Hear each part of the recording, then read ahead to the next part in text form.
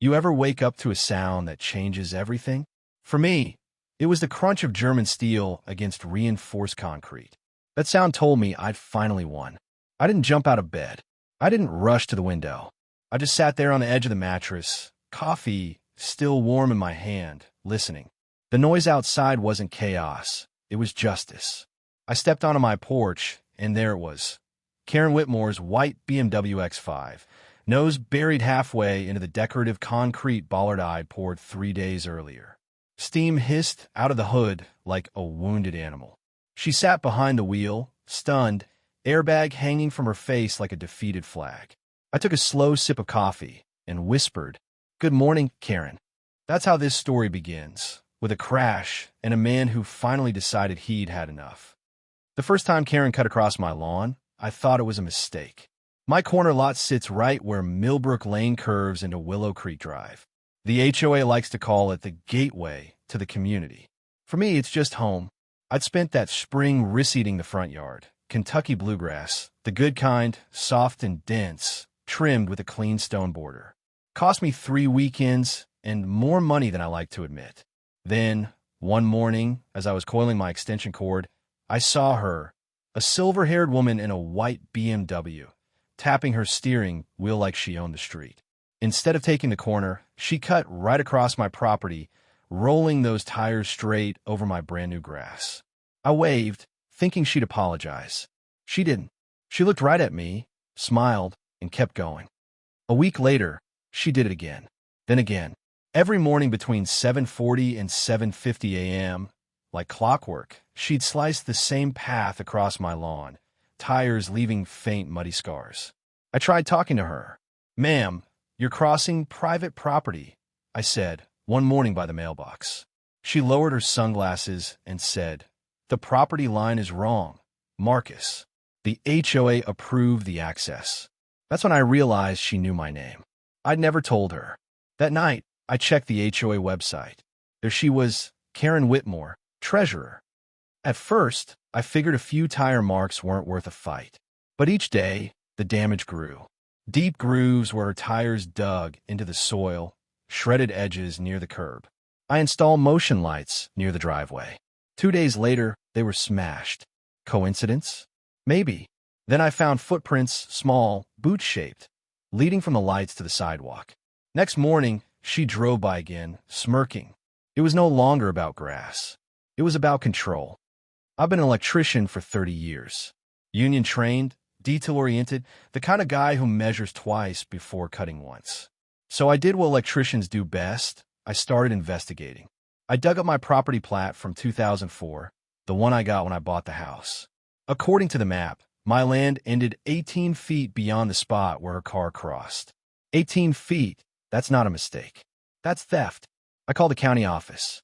They told me the record had been amended in 2019. By who? Whitmore Construction, LLC. Her husband, Derek Whitmore, ran that company. He'd filed a corrective survey, shifting several boundary lines, including mine. I felt my pulse thudding in my ears. That's when I realized this wasn't about a shortcut. It was about fraud. Next morning, I waited by the curb. As soon as she turned in, I stepped out, hands on my hips. "Karen, this ends today." She rolled down her window, smirked. "Oh, Marcus, don't be dramatic. Derek already handled it. You'll thank me when the HOA improves property values." "By stealing my land?" I asked. She shrugged. "Boundaries are flexible when you're part of a community." Then she hit the gas and drove off, flinging a rooster tail of dirt across my boots. That moment did something to me. It flipped a switch I didn't know existed. I talked to my neighbors. Turns out, a few of them had similar survey corrections. Small bits of land, a few feet here, 10 there, all neatly benefiting Whitmore construction projects. Most of them didn't want to fight. It's not worth the headache, they said. They're powerful. They're connected. But I couldn't let it go. I'd spent 25 years wiring schools, hospitals, and city halls. I know how the system works and how it fails when people stop caring. So I decided to care. I hired a licensed independent surveyor from out of county. We spent 2 days measuring every line, every post. When he handed me the final map, he whistled low. "Buddy, they move your marker almost 20 feet. That's criminal. I stared at the paper, a mix of anger and validation boiling inside me. Finally, proof. That night, I couldn't sleep. I kept replaying her words. Boundaries are flexible. So, I planned my next move. I wrote a formal notice, citing the property code, attaching the survey, and demanded immediate cessation of trespass. I hand-delivered it to her mailbox. Next morning, she drove across my lawn again, slowly, staring right at my window. Her tires crunched over the grass like a dare. That's when I knew she wouldn't stop. 2 nights later, I woke to a loud clang. Outside, one of my solar pathway lights lay shattered. Someone had yanked it out and tossed it onto the porch. Security cam footage caught a glimpse of a shadow, a short woman in a hoodie. Even through the grainy image, I recognized her gait. I went back inside, sat at the table, and wrote 3 words on a sticky note.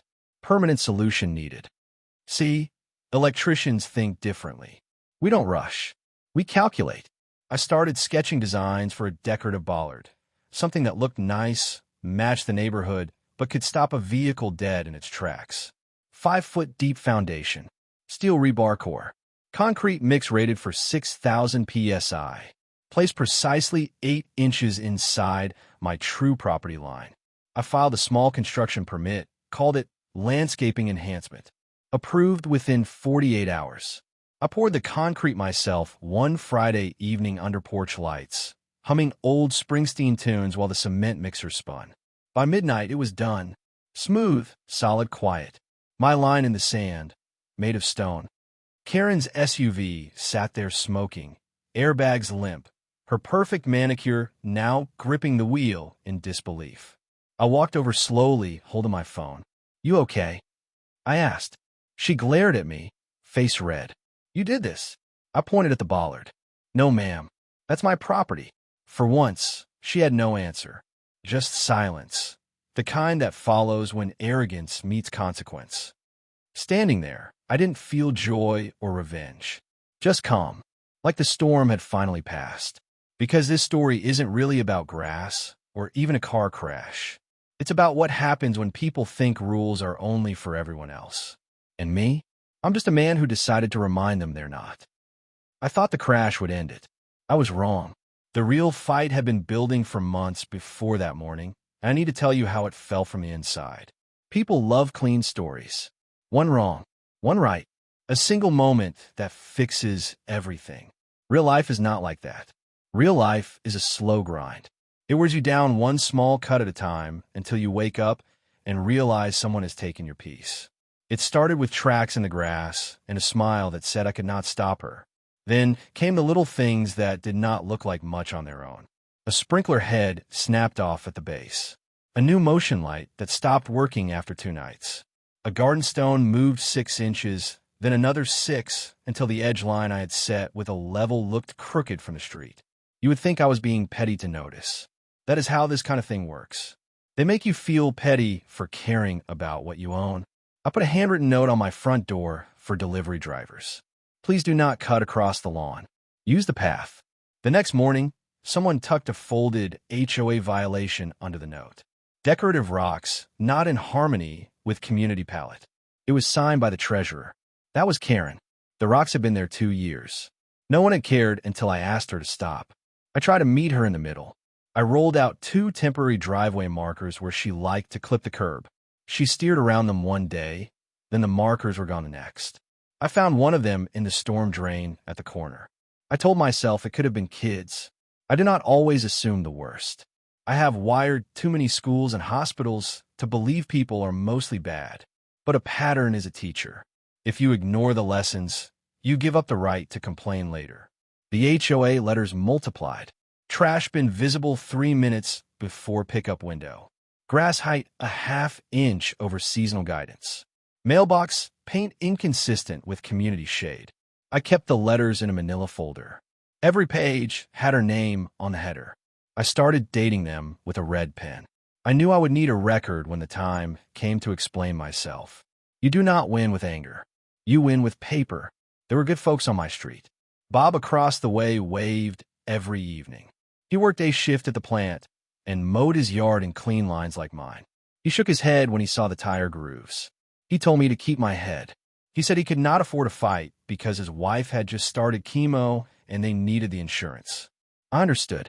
Fear is not the same as apathy. Sometimes fear is love trying to protect what is left. Other neighbors looked away.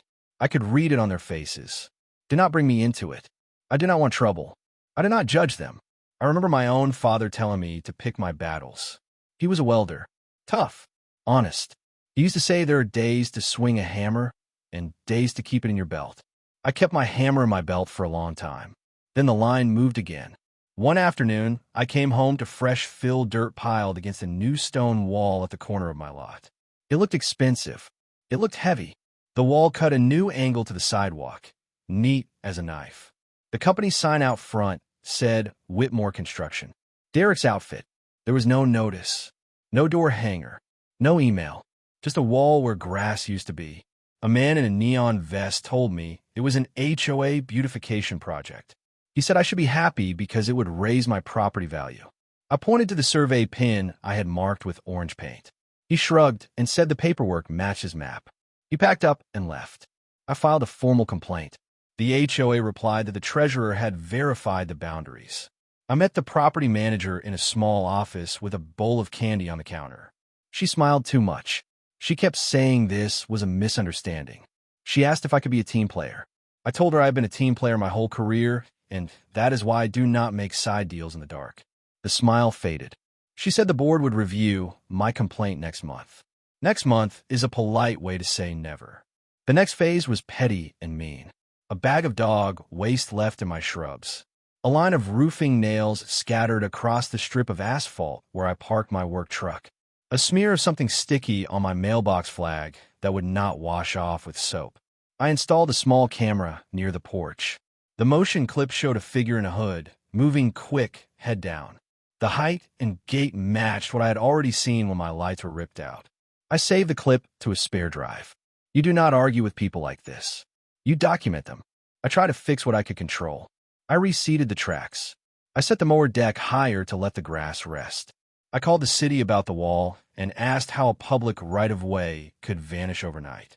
The clerk told me the records showed an amended plat. That was the first time I saw it in black and white. It was signed by Whitmore Construction and stamped received by the county in 2019. The lines were shifted in tiny nudges that looked harmless until you added them up. My corner was not the only corner. 3 of the lots on my block had the same drift. 18 feet here, 9 feet there, 2 on a side yard. Nothing loud, just enough to build a wall and claim it had always belonged. I knocked on doors. People were polite. Some were nervous.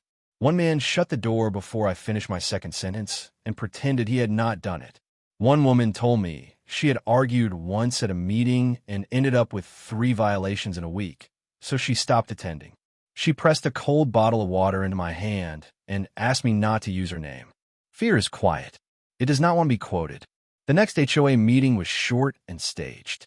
It felt like a script I had not been given. Karen read numbers from a sheet. Derek sat in the back with his arms crossed like he owned the chairs and the air. When it was time for member concerns, I stood and began to speak. Karen interrupted me to say my issue had already been addressed. I said it had not. She said I was out of order. A man at the end of the table banged a gavel and said we needed to keep things positive. I sat down and wrote a note on my legal pad. They are not going to fix this for you. You're going to have to fix it yourself. The harassment became a schedule. It had rhythm. Tire tracks at dawn. Letters on Fridays. Petty messes after dark. My sleep changed. I woke up at small noises. I started double-checking locks twice. I kept my boots and jacket by the door. When I looked in the mirror, I saw a man who had aged a little in the corners of his eyes. I'm not ashamed to say it hurt. I'm not ashamed to say I prayed. I asked for patience so I would not throw my life away on a bad day. One Saturday, I was cutting boards for a shelf in the garage when a code enforcement truck coasted up to the curb. The officer was young. He said he needed to inspect an unpermitted structure at the corner. I told him there was no structure on my property. He pointed at the stone wall. I told him that wall was not mine. He said his tablet showed it was. I asked for the permit number. He read it off. I wrote it down. Then I asked who had filed it. He said Whitmore Construction. I thanked him for his time and offered water. He looked relieved. like he had expected a fight. I did not fight him. He was not the problem. He was a sign that the problem had allies. A week later, a ticket came in the mail for a light shining into a neighbor's window. The ticket referred to a pole light I had installed 5 years earlier and aimed downward. I sent photos with a clinometer reading and a copy of the manufacturer spec that showed the cutoff angle.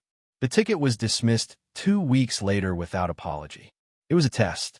They were feeling for weak spots. You learn to feel it the way you feel a live wire in a bundle.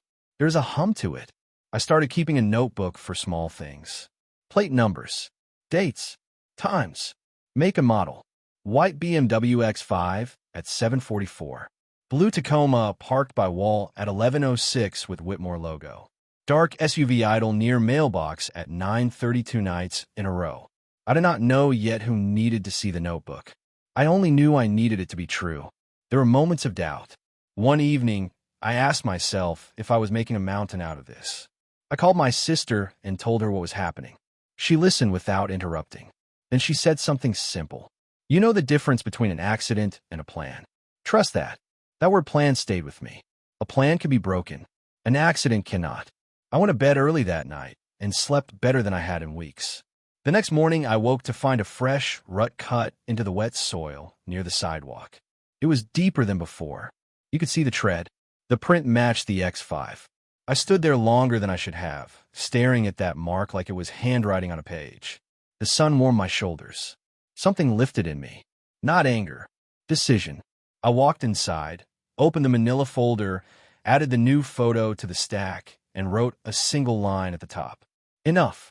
From that day, I treated every step like a job site. I built timelines on yellow paper. I listed names and roles.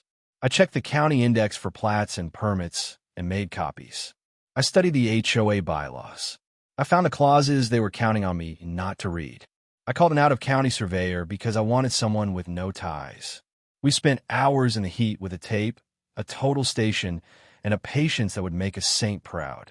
When he set the nail in the curb and read me the distance, my chest went tight. The line was where I thought it was.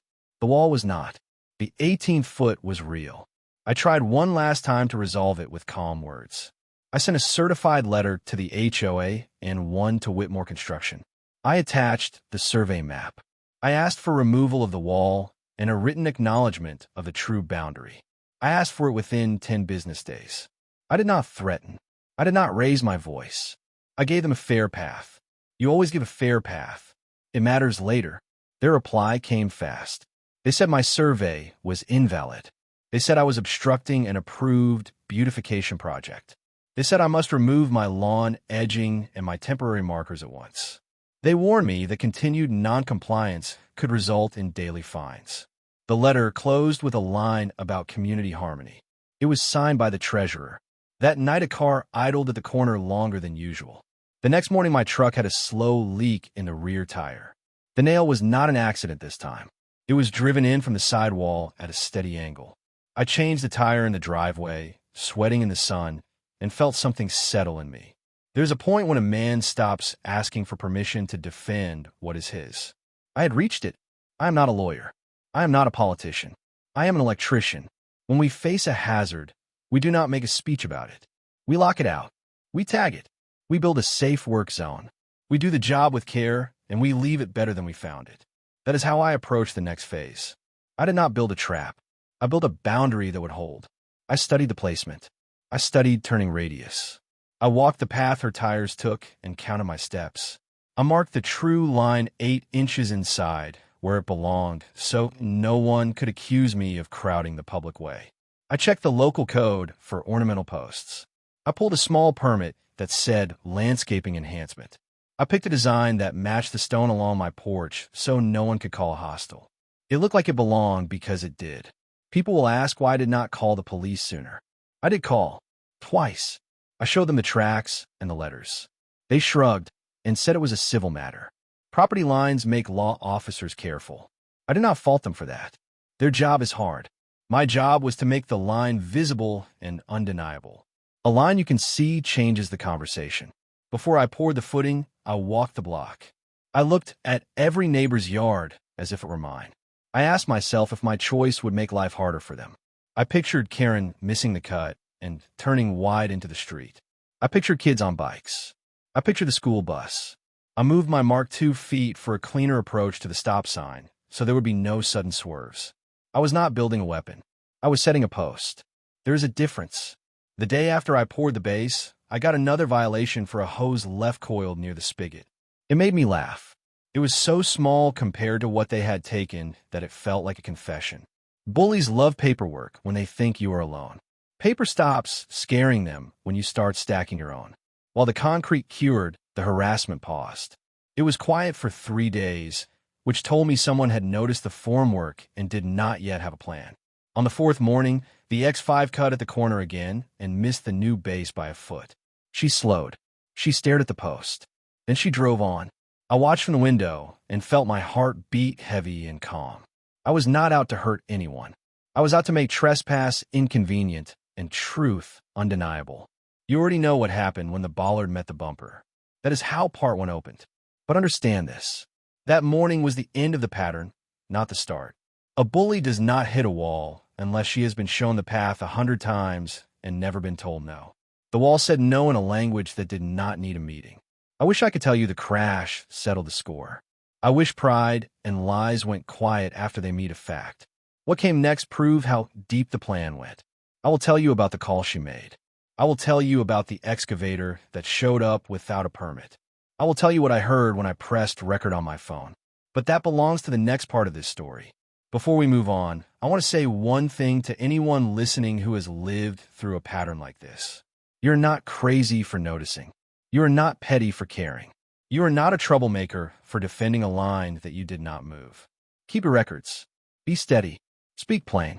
Do not match their noise. Build your case like a craftsman. The day will come when you need to show what happened. When that day comes, you will be ready. I stood on my porch the evening after the crash and watched the sun go down across the cul-de-sac. The wall still sat there, heavy and wrong. The bollard stood where it should, 8 inches inside my line, true as a plumb bob. A neighbor walked by with his dog and lifted a hand. I lifted mine back. We did not talk about the car. We did not talk about the sirens that had come and gone. We talked about the weather and the game and the new teacher at the elementary school. Normal talk. It felt like a gift. Later, I sat at my kitchen table and opened the manila folder. I added that day's photos. I added a printout of the survey. I added the violation letter about the hose just to remind myself how small their barbs could be next to what they had taken. Then I flipped to a clean page in a notebook and wrote 5 words in careful print. Tomorrow I take this higher. That was the last night I felt alone in the fight. The morning after, the mask slipped. Pride turned to panic. Panic made a call. Panic brought in a machine. Panic said a phrase that changed the case from a neighborhood squabble to something else entirely.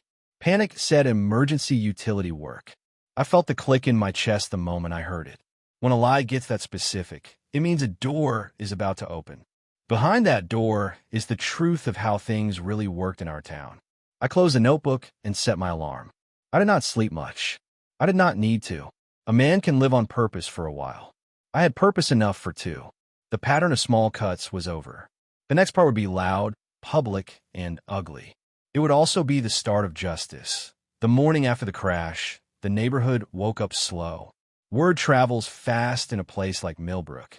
By sunrise, half the street had already seen the photo of Karen's BMW pinned to the HOA group chat. The caption said, "Accident near Thompson's yard." It didn't mention the bollard. It didn't need to. People knew. They always do. I spent the early hours cleaning up the broken plastic and radiator fluid that had leaked into my grass. I took my time, hand steady, mind quiet. The damage wasn't bad. A few inches of turf gone, a scrape on the post that I could sand smooth later. When I finished, I stood there looking at that concrete cylinder and thought about how simple truth can look when you stop dressing it up. Before long, 2 patrol cars rolled up. Same officers who had shrugged at me months before. They asked for a statement. I told them the same thing I told them then. It's my property, 8 inches inside the line, and I have the survey to prove it. They took photos, wrote notes, and told me that Karen had called earlier claiming I'd built a trap. I handed them a folder with every letter, picture, and permit inside. They flipped through it quietly. One of them said, You keep good records, Mr. Thompson. I said, that's what electricians do. We document before we flip the switch. They left without another word.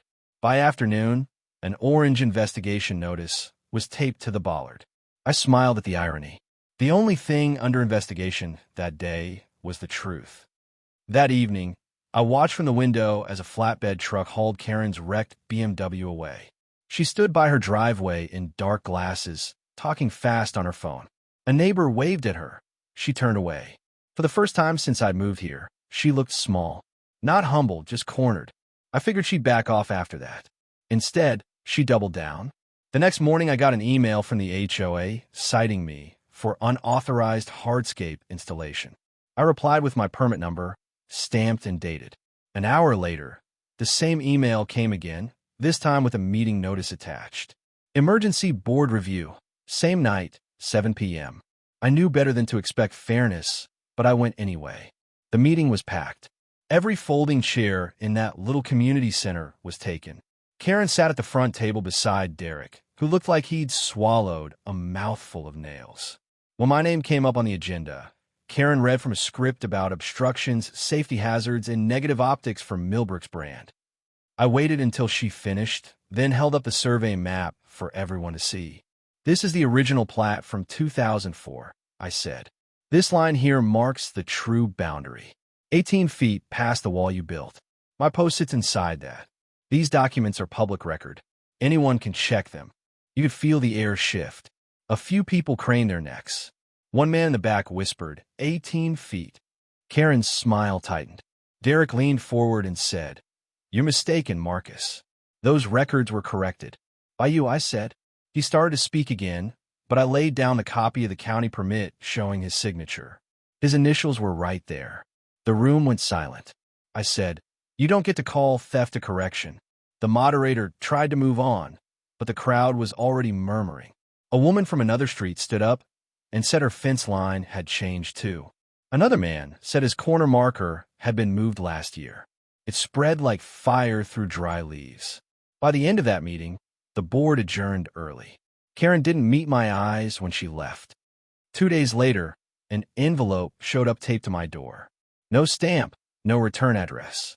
Inside was a single sheet of paper, an invoice from Whitmore Construction for property improvement consultation, totaling $2,000, due immediately. I laughed. It was clumsy intimidation, but it told me one thing. They were scared. That same afternoon, I got a call from the city records office. The clerk I'd spoken to earlier wanted me to come in. She said, "There's something odd about your case." I drove down after work, and she handed me a folder thick with documents, multiple versions of the same plat, each filed under different project numbers. The earliest one matched mine. The later ones were altered, all stamped by a single notary who'd been retired for 2 years at the time of signing. Forgery, plain as daylight. She looked nervous handing it over. "Mr. Thompson," she said, "I shouldn't even be showing you this, but this isn't just you. There are at least 12 other properties with the same adjustments, all tied to Whitmore Construction." I asked if I could make copies. She nodded once. I spent the next hour feeding paper through the copier until I had everything I needed. Driving home, my hands gripped the wheel tighter than usual. Fraud on that scale didn't happen by mistake. It took cooperation. Someone inside the city office had been stamping these through. I started connecting dots. Derek's projects, Karen's position on the board, the code officers who'd shown up at my house for fake inspections. It wasn't a neighborhood issue anymore. It was a racket. That weekend, I spread the copies across my kitchen table. Dates, signatures, addresses, all neatly aligned like wiring diagrams. Patterns jump out if you know how to read them. Every adjusted property bordered a lot owned or developed by the Whitmores. The stolen strips of land created just enough space for them to build small walls, driveways, or extensions, things that would boost their resale values. Multiply that by a dozen homes, and you get hundreds of thousands of dollars in unearned value. It hit me how long this had been going on. Years. Maybe since before I even bought my house. I thought about the families who'd paid higher taxes for land they no longer technically owned. The older couple 2 streets over who'd sold and moved away last year. Did they know? Probably not. I took photos of every page and backed them up in 3 places: cloud, hard drive, and USB. I wasn't going to let this disappear. Monday morning, I called a property attorney downtown. She listened for 10 minutes before saying, "You've got more than a civil dispute here. This looks like coordinated fraud." She advised me to file with the county prosecutor's office and provided the contact for a federal investigator who handled real estate corruption. By noon, I'd sent everything over. That night, I slept deeper than I had in months. 3 days later, Karen made her next move.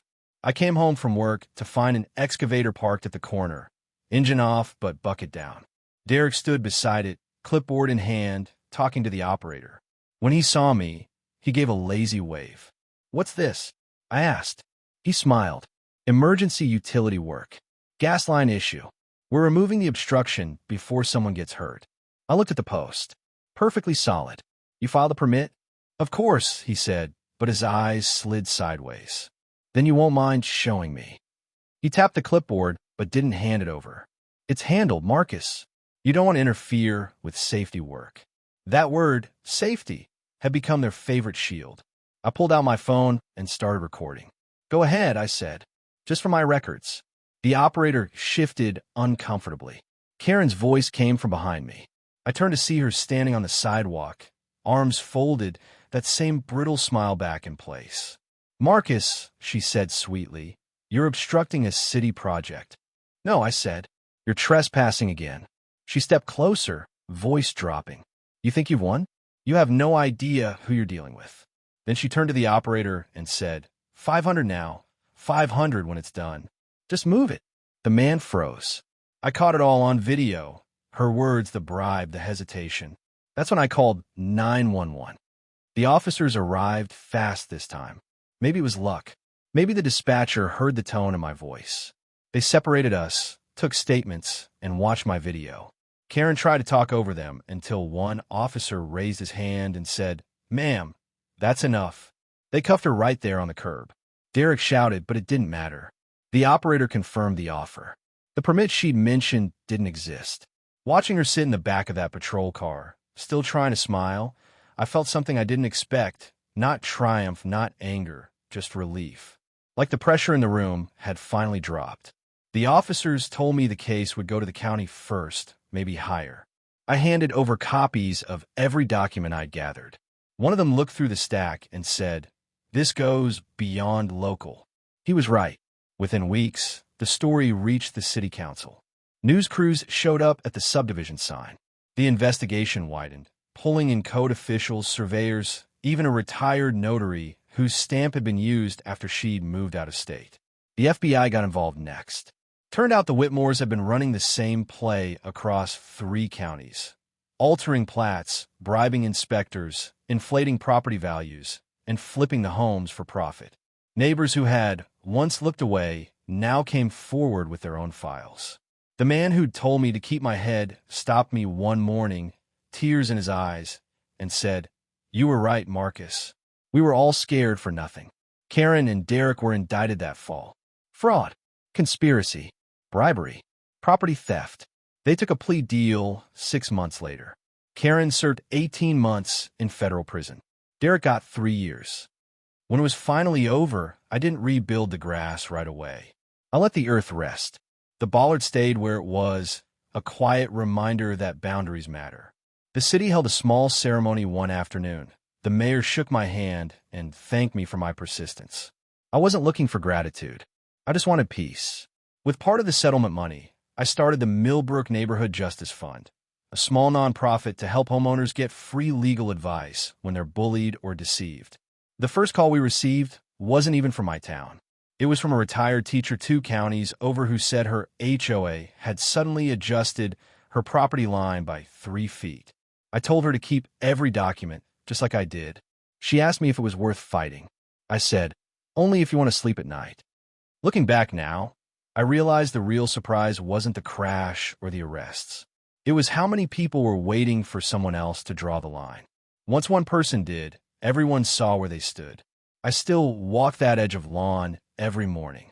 The concrete is smooth under my palm, cool even in summer. It's not a monument. It's a reminder. because some people only learn the shape of honesty when they hit it head on. When people tell this story now, they talk about the crash, the court case, or the FBI. They skip over the part that mattered most, the plan. They think it was simple revenge, but it wasn't. I didn't wake up one morning wanting to destroy someone's car. I woke up wanting to feel safe in my own yard. That's where it started. I spent my whole life solving problems by thinking like an electrician. We don't guess. We calculate. We measure. We test until the numbers make sense. If one circuit keeps tripping, we don't kick the panel. We trace the fault until we find the weak wire. That's what I did with this situation. I stopped reacting to Karen and started diagnosing the system that allowed her to act like she owned everything she saw. The first thing I did was gather data. I walked my property at dawn and dusk for a week, tracking the tire marks like a crime scene. I measured the path of her shortcut, 37 feet from entry to exit, cutting diagonally across the corner. She drove it the same way every morning, same angle, same speed. It was almost impressive how consistent she was. I marked her route with small flags and then stood back on the porch, watching how her tires lined up with my irrigation heads. She always grazed the same one near the mailbox. I realized if I ever wanted to stop her, it wouldn't be with words. It would be with geometry. Next came research. I pulled up city codes and searched for every rule on landscaping, property fixtures, and visibility clearance near intersections. The rules said nothing about decorative posts or barriers as long as they sat inside the property line and didn't exceed 30 inches in height. That was my window. I didn't need a wall. I just needed something she couldn't move, something that could take a hit and stay upright. At work, I asked a friend in construction about foundation depths for light poles. He told me 5 feet minimum if you want it solid. I made a note of that. I drew a sketch that night at my kitchen table. A short, round concrete pillar with a smooth cap and a steel core running down the center. It would look harmless, almost pretty, like part of garden design. But beneath the surface, it would be immovable. I measured out the spot carefully, 8 inches inside my verified boundary. That number mattered. It gave me legal cover. If anything happened, I could prove beyond question that I hadn't built on public land. The foundation diameter would be 14 inches, reinforced with rebar and filled with high-strength concrete rated for 6,000 pounds per square inch. That's overkill for most homes, but I wasn't building for show. I was building for truth. Before I poured, I did something most people wouldn't think to do. I called the city building office and asked for a small permit. I told them I was installing a decorative landscaping feature. They approved it the next day. That piece of paper became my insurance policy. Once I had the permit, I prepared the site. I had dug the hole by hand because I wanted to feel every layer of soil. Clay first, then a streak of gravel, then clean earth. The kind you can trust to hold.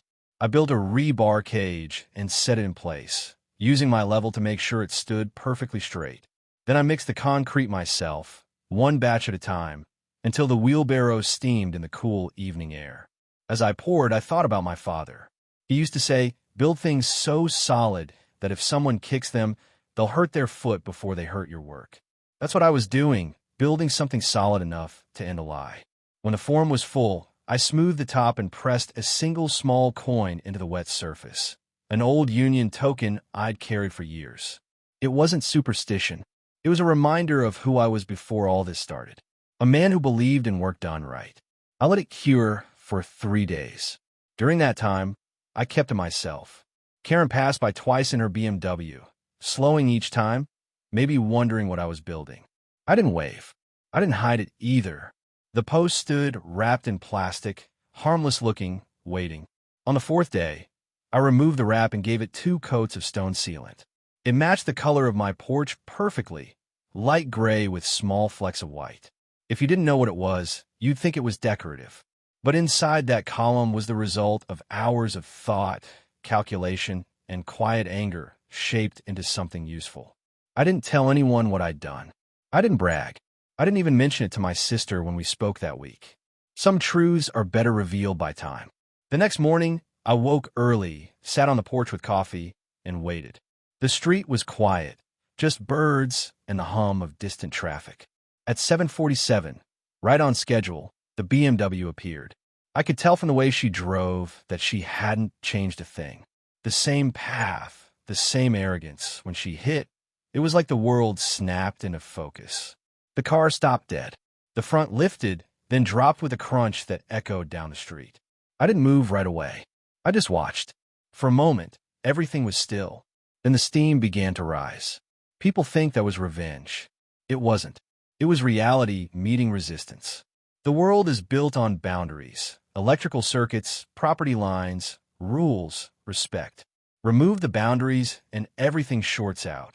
That morning, the system corrected itself. She called the police, of course. She told them I'd set a trap. But when the officers saw the permit and the survey, there was nothing they could do. They walked the line with their measuring tape, nodded, and left. She stood there red-faced, demanding action, while her car sat crumpled like a soda can.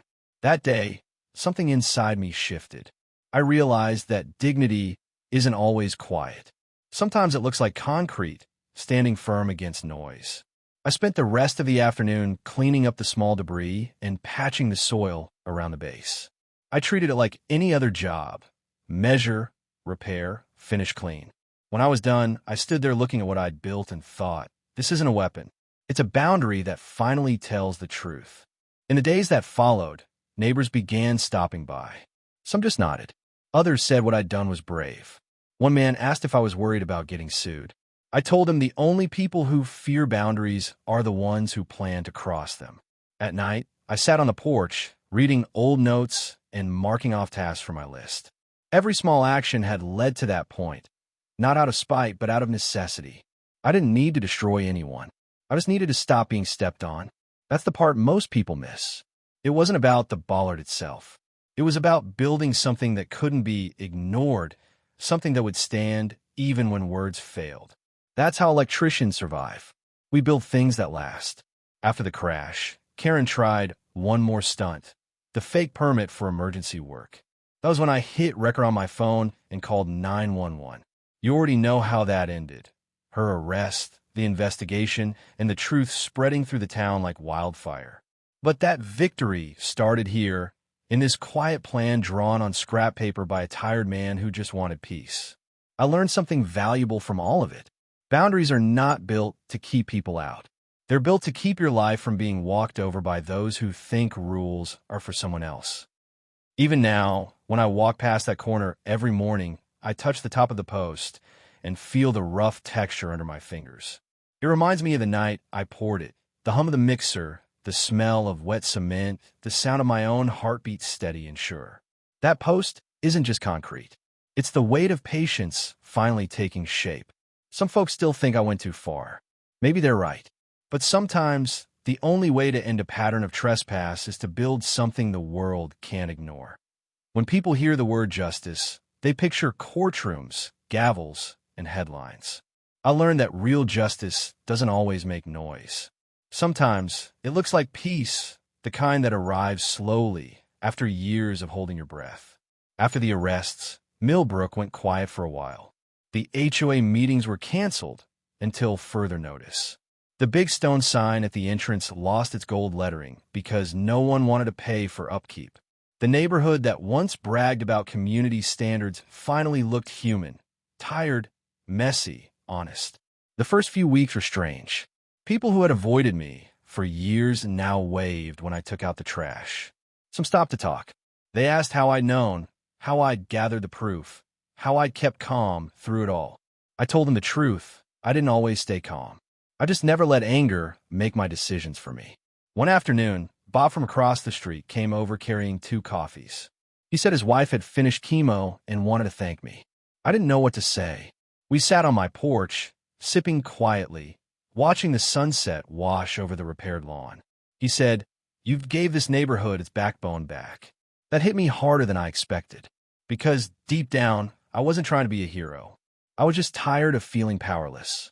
The city held a hearing for the victims of the Whitmore fraud case. I sat in the back while officials read out the list of affected homeowners, 12 families across 3 counties. They played the recording of Karen offering the bribe. Her voice cracked halfway through the sentence. When the clip ended, the room was silent. The judge said it was one of the clearest cases of small-town corruption he'd ever seen. Karen and Derek both took plea deals.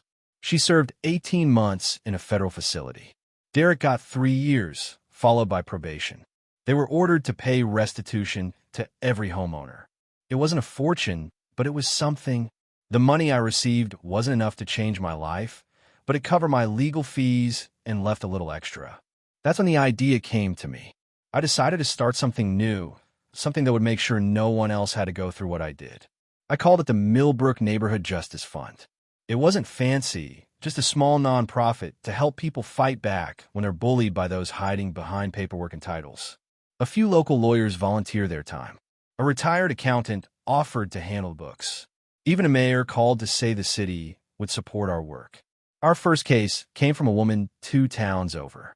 Her HOA had fined her for obstructing view lines after she planted 2 trees on her own property. When she looked closer, she found out the HOA president was a developer who wanted to expand a driveway that cut through her corner lot. Sound familiar? We helped her get a survey, file her claim, and stop the project. She sent a thank you letter with a photo of her yard and a note that said, "I can breathe again." That letter sits framed on my desk. It reminds me that what started as a personal fight became something bigger. People sometimes ask if I'd do it all again, knowing how stressful it was. The answer is yes, but differently. I'd speak up sooner.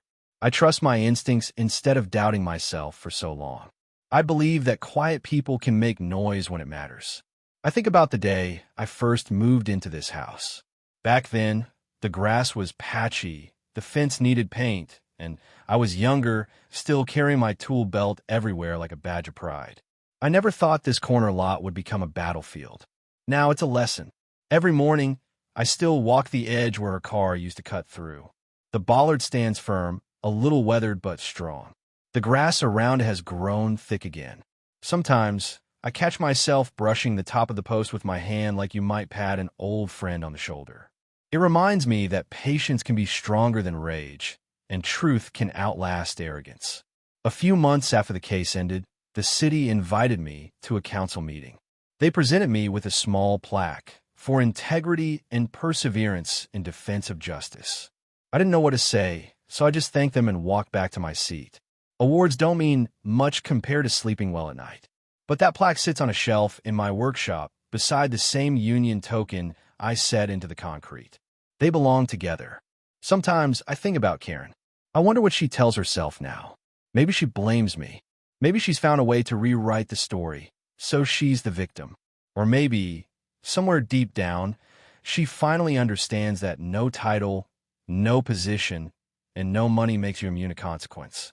What happened here wasn't about revenge. It was about boundaries, not just the ones on a map, but the ones between right and wrong. When people stop respecting those lines, the whole system breaks. I learned that one person with enough persistence can draw those lines again, even if it takes years and a few scars. Now, the neighborhood kids ride their bikes past that corner without thinking twice. The new families who moved and don't even know the story unless someone tells them. And I like it that way. The best outcome of a fight like this is when peace becomes so normal that no one remembers why it was ever gone. I sit on my porch most evenings now, watching the sky fade to orange. The air smells like cut grass in summer. Sometimes I hear the faint hum of a car turning on a Willow Creek drive, but it never cuts the corner anymore. Everyone takes the long way around, the right way. Before I head inside, I always take one last look at that post. It doesn't shine or stand out. It just stays where it belongs. Steady, true, unmoving. And that's what justice feels like when it finally comes, not loud, not dramatic. Just steady, just right. So if you ever find yourself fighting a battle you didn't start, remember this. You don't have to yell. You don't have to break things. You just have to build something that stands. Because the strongest answer to trespass is truth made solid.